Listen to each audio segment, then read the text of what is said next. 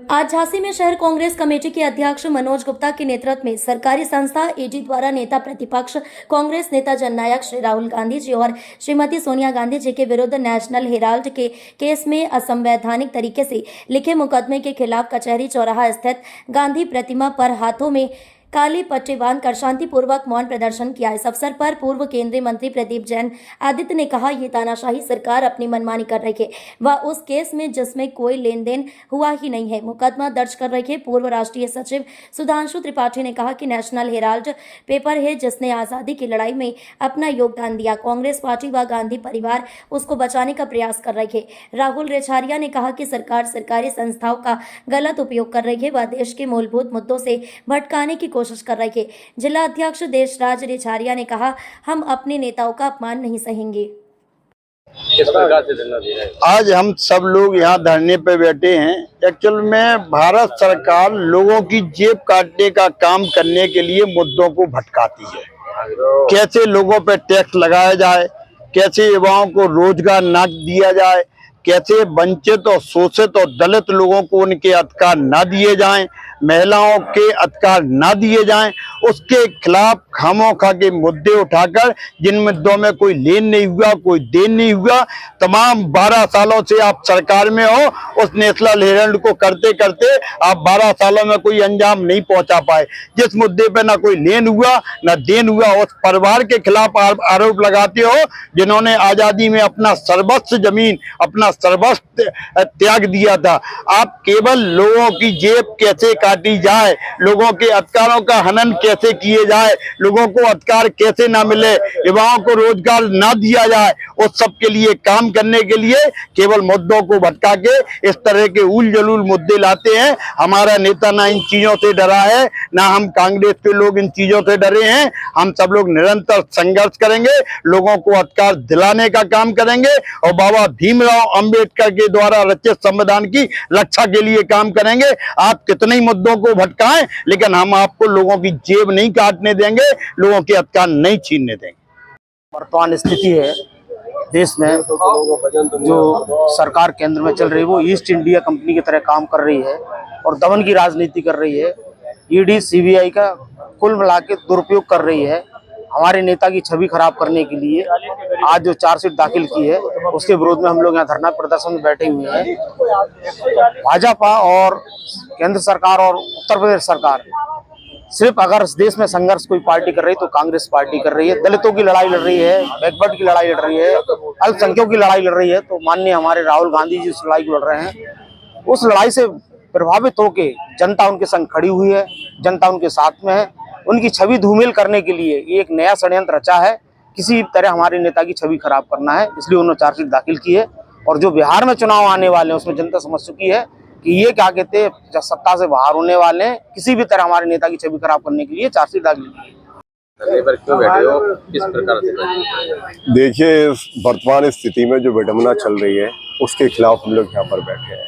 विडंबना ये है कि आप देखिए, जिस व्यक्ति ने, जिस परिवार ने अपनी सारी जमीन जायदाद जो खानदान की पुरानी है, जैसे इलाहाबाद में नेहरू भवन से लेके जितनी भी प्रॉपर्टीज हैं जो इस देश को दान कर दिया, उस व्यक्ति के ऊपर आप आरोप लगा रहे हैं कि वो बेईमान है। देखिए, होता क्या है कि जैसे कि मंत्री जी ने बताया कि हमारी वो संस्था थी जिसने आज़ादी के लिए क्रांतिकारियों ने मिलकर संघर्ष किया इस देश की आज़ादी को लेके। तो वहाँ पर कांग्रेस परिवार की और खासतौर से गांधी परिवार की और हर कांग्रेसी की एक भावना जुड़ी हुई है। उस भावना के तहत उन्होंने, उन क्रांतिकारी लोगों ने जिन्होंने जीवन अपना पूरा अर्पण कर दिया था देश की आज़ादी को लेके, देश के संघर्ष को लेके, उनका जो कर्ज था, उनकी जो बेरोजगारी थी, उनके ऊपर जो आर्थिक मंदी थी, उसको खत्म करने के लिए उन्होंने 90 करोड़ रुपए दिया। और क्योंकि वो कहते हैं ना, हमारे लिए वो मंदिर है, क्योंकि वहां पे उन सब लोगों ने काम किया। उस मंदिर को बचाने के लिए इन सब लोगों ने मिलकर उसमें एक कंपनी बनाई जिसके तहत एक शेयर लिया और कोई लेन देन आर्थिक उसका नहीं हुआ है। तो मैं सिर्फ इतना कहना चाहता हूं कि आप जो कर सकते हो वो आप कीजिए। हमें आदरणीय अंबेडकर जी के संविधान पर भरोसा और विश्वास है। पूर्व में भी ये कई बार प्रयास कर चुके हैं, राहुल जी की सदस्यता ले चुके हैं, राहुल जी को बेघर कर दिया था, लेकिन इस लोकतांत्रिक देश में राहुल जी के ऊपर पूरे देश के लोगों का आशीर्वाद है। राहुल जी बेकसूर थे, हैं और रहेंगे। उनके चरित्र पर कोई दाग ना था और ना कोई लगा पाएगा। किस बात को लेकर आज ये चल रहा है? पंडित जवाहरलाल नेहरू जी ने देश की आज़ादी के आंदोलन के लिए 1936 में नेशनल हेराल्ड नवजीवन समाचार पत्र इस उद्देश्य से प्रकाशित किया था कि एक एक व्यक्ति देश की आज़ादी के आंदोलन में अंग्रेजों के खिलाफ लड़े। Associated journal of India AGL एक संस्था बनाई थी। उस संस्था के माध्यम से दिल्ली, मुंबई और लखनऊ तीनों जगह समाचार पत्र का प्रकाशन होता था और देश की आज़ादी में इस समाचार पत्र के माध्यम से सफलता मिली। कालांतर में देश की आज़ादी के बाद समाचार पत्र में कर्ज बढ़ता गया और उसके लिए 2010 में जब कर्मचारियों के संकट को देखा तो हमारी नेता श्रीमती सोनिया गांधी ने 90 करोड़ रुपए कांग्रेस पार्टी से लोन दिया और लोन देने का एक उद्देश्य था कि जो लोग नेशनल हेराल्ड में कार्य कर रहे हैं उनके सारे कर्ज में ब्याज के चुकता हो सके। चूंकि जो एसोसिएट जर्नल ऑफ इंडिया की प्रॉपर्टीज थी वो प्रॉपर्टी जब सारा ऋण चुकता हो गया तो उसके लिए यंग इंडिया कंपनी एक संस्था बनाई और उस संस्था में हमारी नेता सोनिया गांधी, राहुल गांधी और ऑस्कर फर्नांडिस, मोतीलाल वोरा बहुत सारे लोग कांग्रेस परिवार के थे। उनका लक्ष्य था कि ये संपत्ति सुरक्षित रहे और वो कानूनी रूप से, वैधानिक रूप से सारी प्रक्रिया करके वो संपत्ति यंग इंडिया में ट्रांसफर हो गई। एक भी पैसे का लेन देन नहीं हुआ, कोई हेरा फेरी नहीं हुई और ईडी जानबूझकर मोदी के इशारे पर वो कार्य कर रही है जिसको करने का उसका हक नहीं है।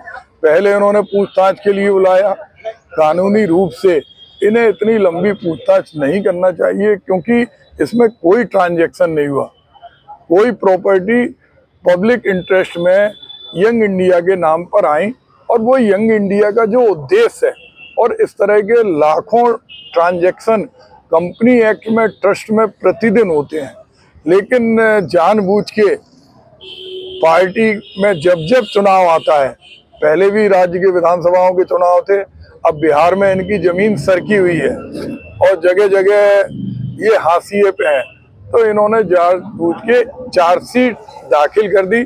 उस चार्जशीट के अंदर बिना किसी एक पैसे का लेन देन हुए 2000 करोड़ रुपए की संपत्ति का इन्होंने आधार बनाकर सोनिया जी और राहुल जी के खिलाफ एक मंसूबा किया कि कैसे न कैसे इनको गिरफ्तार करना है।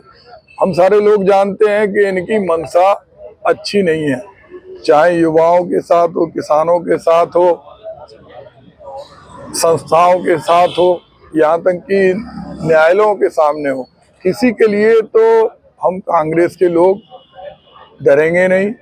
हम लोग शांतिपूर्ण हम लोगों ने प्रदर्शन किया और हम लोग ये चेतावनी देते हैं कि ईडी जो सिर्फ और सिर्फ देश की आवाज को दबाना चाहती है, बाबा साहब भीमराव अंबेडकर के संविधान को कुचलना चाहती है, क्योंकि संविधान की रक्षा के लिए आज राहुल जी और सोनिया जी हाथ में संविधान लेके चलते हैं, उससे सरकार को समस्या है। लेकिन बाबा साहब की संविधान की रक्षा के लिए चाहे ईडी चार्जशीट लगा दे, चाहे जो कर दे, हम करोड़ों की संख्या में कांग्रेस के लोग हैं और ये मुकदमा केवल सोनिया जी और राहुल जी पे नहीं है, ये एक एक हिंदुस्तान के अंबेडकरवादी उस व्यक्ति पे है जो लोकतंत्र में अपनी आवाज